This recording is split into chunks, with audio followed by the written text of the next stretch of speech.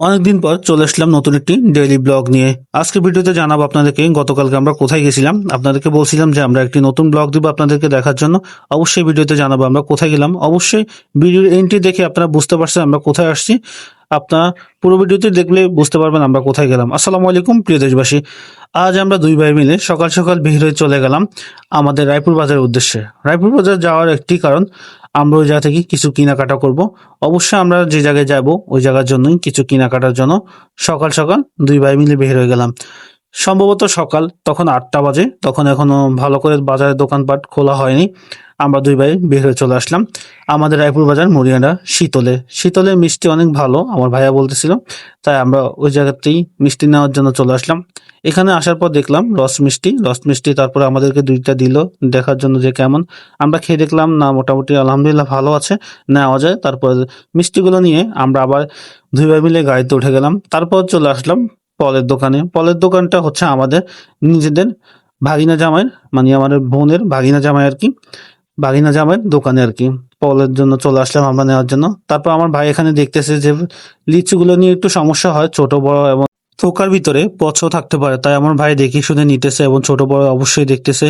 লিচুর ভিতরে অনেক সেন্টিগ্রেড, যতই হোক নিজস্ব দোকান তারপর একটু সেন্টিগ্রেড হয়।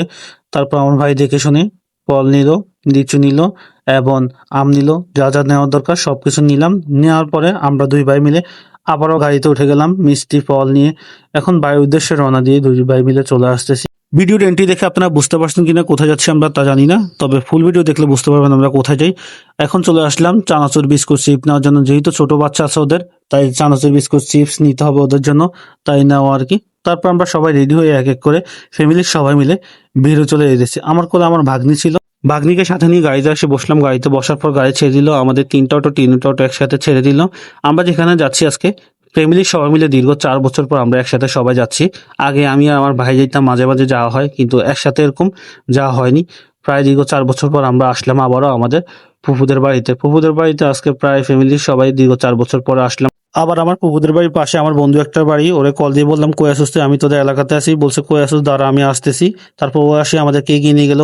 তারপর দেখুন ওদের এলাকাতে কি সুন্দর প্রকৃতির ভিউ, মনোমুগ্ধকর পরিবেশ। যারা যারা ব্লগ এবং কন্টেন্ট তৈরি করেন তারা চাইলে এই জায়গায় আসি ভিডিও করতে পারেন। অবশ্যই লোকেশন জানার জন্য কমেন্ট বক্সে কমেন্ট করে জানাবেন, লোকেশন জানিয়ে দেওয়া হবে। তারপর দেখুন আমার বন্ধু এসে গাছে উঠে গেল ডাব পাড়ার জন্য। দেখুন বন্ধুর জন্য বন্ধুর কত টান, টান থাকাতেই তো এই গরমের ভিতরে গাছে উঠে গেল ডাব পাড়ি বন্ধুকে খাওয়াবে। বন্ধুর ভাই আছে সাথে, তাই বন্ধুকে ডাব পাড়ি খাওয়াইতে হবে, এত গরম পড়তেছে। তারপরে বন্ধু কষ্ট করে গাছে উঠে গেল এই গরমের ভিতরে। বন্ধুর ভালোবাসা দেখুন কতটা মধুর হতে পারে।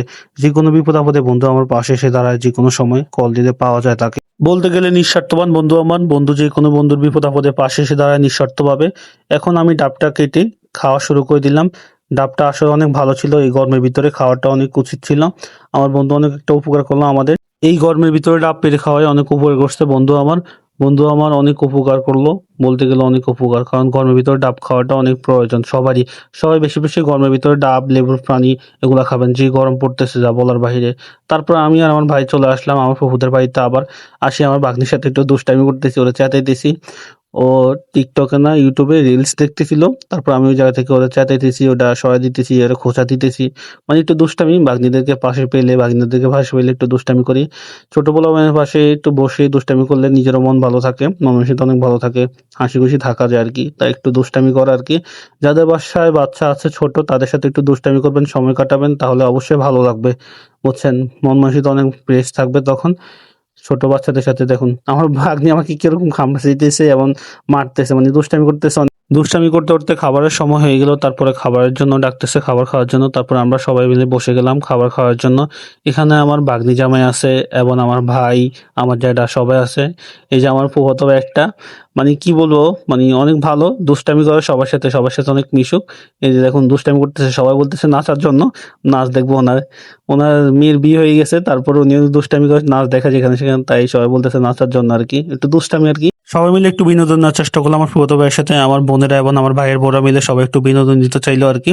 ইতিমধ্যে আমাদেরকে বিকালে নাস্তা দিয়ে দেওয়া হলো, আমাদের সবাইকে নাস্তা দিল। আমরা তো সবাইকে দেখানো সম্ভব না, মহিলাদেরকে দেখানো সম্ভব হচ্ছে না, কারণ সবাই ভিডিওর সামনে আসে না, পিছনের অংশ দেখানো যায়, তাই দেখালাম না ওদেরকে। আমার ভাগ্না আবার এখান দিয়ে আমার সাথে দুষ্টামি করতেছে, এই দিক দিয়ে আবার ভাগ্নি আসি আবার আদর করতেছে আমাকে, ওই সময় মারছে, এখন আবার আদর করতেছে আর কি। ভাগ্নি বলতে গেলে অনেক ভালো লাগতেছিল ওদের সাথে সময়গুলো কাটাতে। ওদেরকে অনেক মিস করব, কারণ ওরা আগামীকালকে চলে যাবে ঢাকার উদ্দেশ্যে রওনা দিয়ে, কারণ ওরা ঢাকাতে থাকে, তাই ঢাকাতে চলে যাবে ওরা সবাই। এদিক দিয়ে আমার সাথে অনেক দুষ্টামি করতেছে আমার ভাগিনা এবং ভাগ্নিরা, মানে অনেক মজা করলো, ভালো লাগলো ওদের সাথে সময়গুলো কাটাতে। ওদেরকে অনেক মিস করব ঢাকাতে চলে যাওয়ার পর। ইতিমধ্যে আমাদের নাস্তা করা শেষ, তারপর আমি শুয়ে আছি, আমার ভাগ্নি আমার সাথে দুষ্টামি করতেছে, নিচে আমার ভাতিজা ভাতিজি ওরা দুষ্টামি করতেছে সবাই মিলে। আমরা সবাই এখন বের হয়ে চলে যাব আমাদের বাড়ির উদ্দেশ্যে রওনা দিয়ে। বাইরে আসি দেখি আমার এখানে আবার ভাতিজা এবং ভাগ্নিরা দুষ্টামি করতেছে সবাই মিলে, আবার নিচে আমরা বের হয়ে যাব ওই সময়। আমার ফুফাতো ভাই আবার বাইরে দাঁড়িয়ে আছে আমার ভাগ্নিকে সাথে নিয়ে আমাদেরকে এগিয়ে দেওয়ার জন্য। আমরা এখন বাড়ির উদ্দেশ্যে সবাই রওনা দিয়ে চলে যাব। আমি আবার একটু গাড়ির জন্য রাস্তাতে যেতে হবে, কারণ গাড়ি পাচ্ছে না, এখন ঈদের দিন, এই কারণেই গাড়ির একটু সমস্যা। এরা সবাই রাস্তাতে হেঁটে যাবে রাস্তা পর্যন্ত, তারপরে গাড়িতে উঠবো আর কি। আমার আম্মুর তো পায়ের সমস্যা, আপনারা জানেন, ওনাদেরকে তো গাড়ি ছাড়া নেওয়া যাবে না বাড়ি থেকে বের করে। তাই আমি ওনাদের সাথে রাস্তা পর্যন্ত যাব, ওইখান থেকে একটা গাড়ি নিয়ে আম্মুকে সাথে নিয়ে বাসার উদ্দেশ্যে রওনা দিব। আর আপনারা সবাই আমার ফ্যামিলি মেম্বার সবার জন্য দোয়া করবেন, আমাদের মধ্যে সবসময় যেন এমন বন্ডিং ভালো থাকে, এটার জন্য সবাই দোয়া করবেন। আর ভিডিওটি ভালো লাগলে অবশ্যই লাইক কমেন্ট শেয়ার করতে ভুলবেন না। পরবর্তীতে কোন ধরনের ব্লগ চাচ্ছেন অবশ্যই কমেন্ট বক্সে কমেন্ট করে জানাবেন। সবাই ভালো থাকবেন। ওকে, আল্লাহ হাফেজ, আসসালামু আলাইকুম।